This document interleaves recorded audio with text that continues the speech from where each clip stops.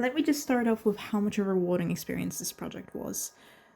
It really put to the test all of the skills that I have learned throughout the years of being at university, and I hope it really shows with the amount of tears and sweat that I have put into this project. I have come into creating Reverie without any sort of game development knowledge aside from making a 3D environment in Unity, which is already such a different game engine to Unreal because of the settings and just the way that they go about different things. So I essentially learned from absolute zero. The main focus of me creating the game was creating the levels and making sure that they work. I had never had any prior coding experience, so creating things such as levels that allow you to go into different levels was really, really hard. And I wanted to take an approach to coding that was a little bit different because I wanted to challenge myself. And instead, I wanted to try it by myself first with what I understand from the basics of coding, and then go on to watching any tutorials if I really do not understand anything. I wanted to really, really create something that I can be proud of, and I have. It's just that I didn't take into consideration how much of a one-man team I would be, because creating a game isn't just about, oh, I code something and put a few illustrations together and boom, that's a game. I had to time manage, I had to create all of the assets, make sure that the assets work, and if they do not work, figure out why they don't work, because usually the engine does not tell you why something doesn't work. And it's very much the same with coding itself. If something doesn't work, it won't tell you why it won't work, and if you try to look up solutions online, usually they aren't really relevant to what you're doing, which I think is really funny, but I really hoped that I could have worked it out better by myself. The second focus was creating the levels. I realized that I was getting very burned out just doing the coding bit and just playing the same empty level over and over again. So I started working on the levels and designing them. Most of them were designed on paper, and then I started working on them in Photoshop. But in the end, it was kind of what I felt would fit, rather than following a direct plan. I wanted to make the levels based on dreams I've had before, which is why level 3, which is the cartoony level, was my absolute favorite, because it was a dream I had before. During this project, I collaborated with my friends and also with my family. The third level was made with the help of my little baby cousins that are 9 years old at the making of this video, and they really delivered. They showed me how to draw like them, and I thought it was really cute and adorable to just have something that can be a memory, something that I have made with family and friends.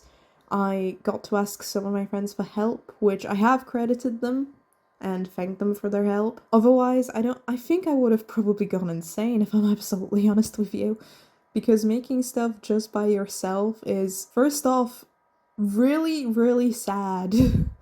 But second off, really shows the amount of hard work that was put into it. If life hasn't really gotten in the way that it has, this game would have looked completely different. Well, not completely.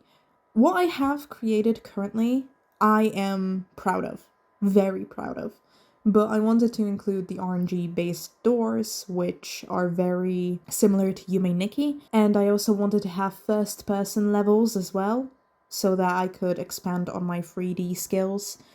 However, I simply didn't have enough time to do it, and when you're working on a project by yourself, or you're working on any project of any kind, really, you have to make some sacrifices. In my case, it was probably the most interesting part of the game.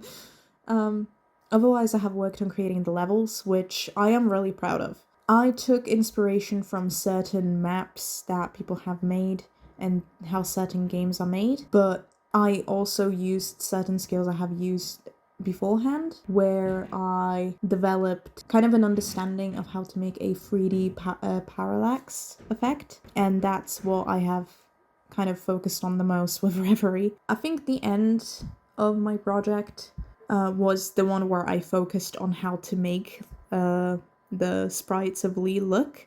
I've made her concept art really early on, well, I've used her in a showcase before to show what I have planned for the game, and that I am not going to fail.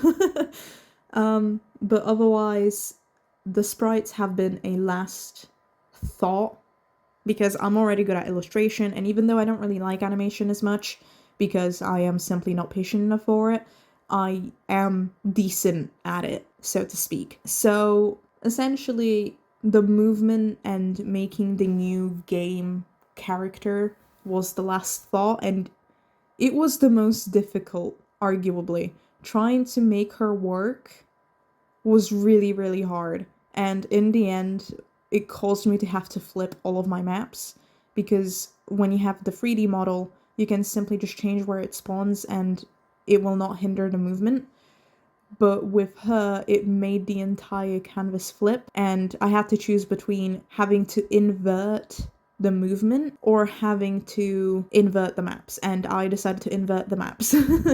But honestly, there are a lot of things that I would have changed. Some things that I would have worked on a little bit harder, some things that I would have just skipped altogether. But in the end, I can fully admit that this is a project I'm proud of. I've never gone into game development before, and I was worried that just having a short little demo game wouldn't be enough because I like to be an overachiever, so to speak, and I like making a lot of things at once. So just coming into a lesson with just the game in hand, this half-baked game, felt like it wasn't enough. So when the class told me that I have literally come into this project without knowing anything about coding or game development, they opened my eyes, so to speak, and with the help of my friends playtesting it a bunch of times in this semi-finished but also unbaked state, I honestly couldn't thank them enough for doing so, because me playing it constantly kind of hindered what I could see, and sometimes you start overlooking certain things when you stare at something for a long time, which is very common with illustration, which is why you should probably flip the canvas, walk away for a bit. But they have shown me some last minute bugs, some things that didn't work, and I have fixed as much as I could within the time frame that I had. And there are still some things that don't really work, like the first cutscene doesn't stop the movement of the character, even though it should. All of the code there suggests that it does, but it doesn't. So yeah, when I finished the game and I have fixed all of the bugs, we celebrated with my friends by having one of them speedrun my game, and then I sent it off to itch.io, where people can playtest it if they want to. Some of my other friends also playtested it. Someone left a fantastic review on itch.io about all of the bugs that I have accidentally left behind, and honestly, eternally thankful for everyone that has helped me. I'm really thankful for my family to allow me to push through, and essentially, I honestly ended up with something that shows all of the skills that I have learned, which is what I was aiming for, showed me some new skills, which at this point is coding, and showed me that I in fact do have passion for the boring bits, which usually I had passion for the creative things. And honestly, this concludes my project. I had plenty of fun. There are a lot of things that I would have changed, but I have absolutely no complaints, and I really do want to make Reverie into a full, fleshed out game that can be playable, that does have all of the elements that I had to unfortunately sacrifice for the demo, but I am honestly proud to call it a project that I have made. Not something that I had to make for the sake of uni. It's just something that I made for fun and for my degree. And this concludes my game development essay.